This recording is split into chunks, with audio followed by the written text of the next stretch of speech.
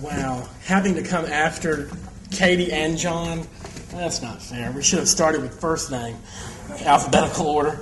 I want to thank Tom and Travis and Georgia Tech for inviting me. It's an honor to be here and to read for you.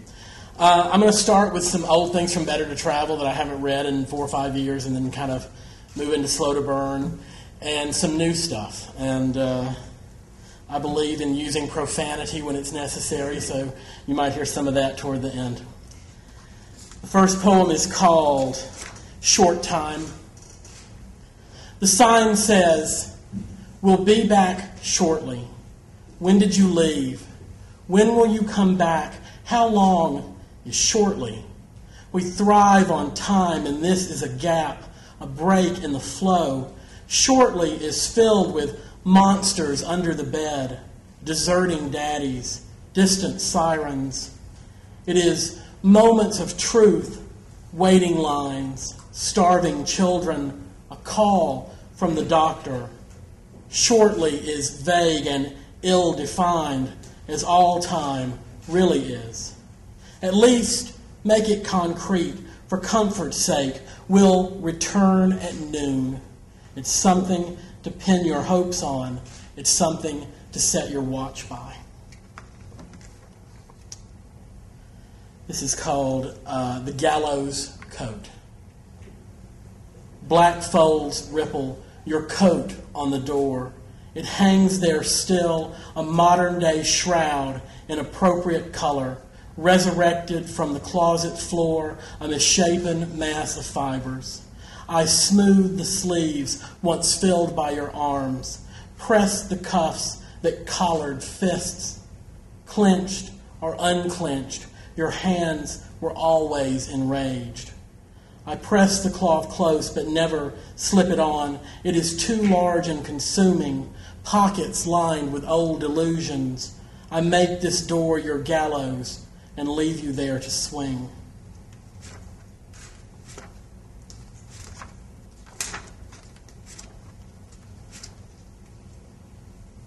This is called Wonder Woman.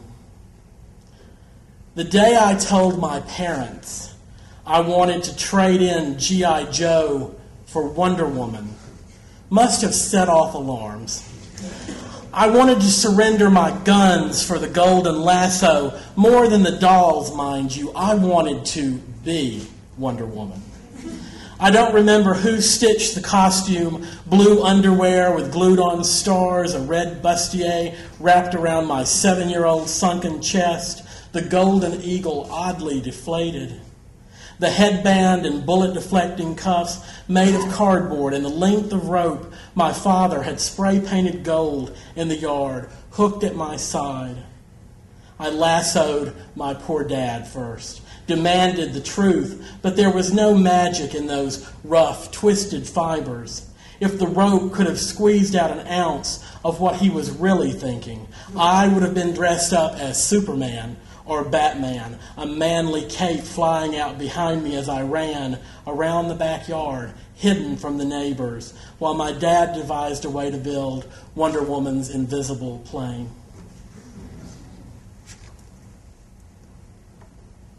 The Virgin Mary appears on a highway underpass. And this actually happened in Chicago a few years ago, about the 4th or 5th sighting of the Virgin in about as many years. Mary pops up in the strangest places, usually as a window stain or sandwich. But yesterday she dripped down a wall on a Chicago underpass, brought the faithful running with candles and offerings, blocked traffic. I saw the pictures, couldn't see her face, saw a giant gaping vagina instead. Just failed my Rorschach test. Going to hell for sure. If this is Mary, she sure gets around, recasting herself as a Holly Golightly, popping up where you least expect her, causing trouble for the locals. But why would she choose to appear in condensation, burnt toast, or ditch water runoff? Some will say it's proof she still dwells here, runs like an undercurrent, manifests in the mundane. I say, cut the parlor tricks, Mary. If you want a little respect, come flaming out of the sky on a thundercloud. Ride it like a magic carpet over middle America. Speak in a voice like Diana Rigg or Emma Thompson. Command attention instead of this sleight of hand, a stain to be cleaned with soap and water, so easily erased.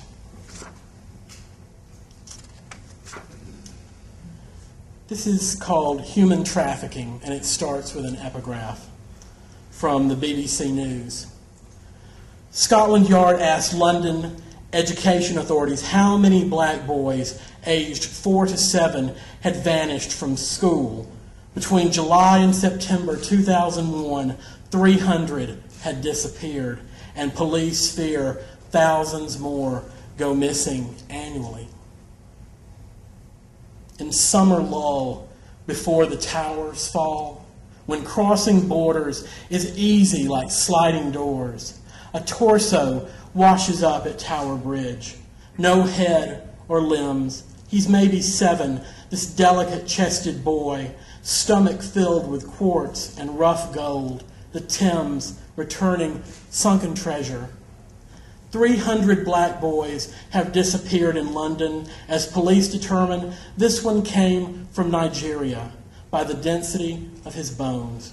From July to September, they dissolved, slipped through cracks, no fibers, no fluids, no grainy video images of incandescent flesh, just gone.